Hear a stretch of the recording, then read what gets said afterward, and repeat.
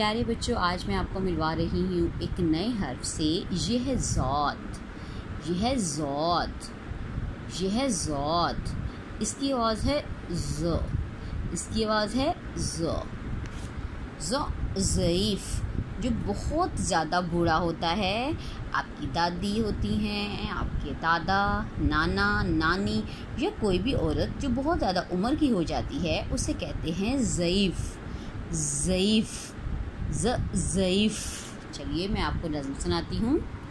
ज़िया एक अच्छा बच्चा है, अच्छे काम वो करता है, हाथ पकड़ के ज़ईफ़ का सड़क पार कराता है। ज़ईफ़। कभी भी ज़िद मत करें।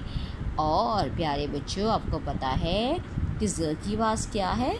ज़। ज़ात की आवाज़ क्या है? ज़।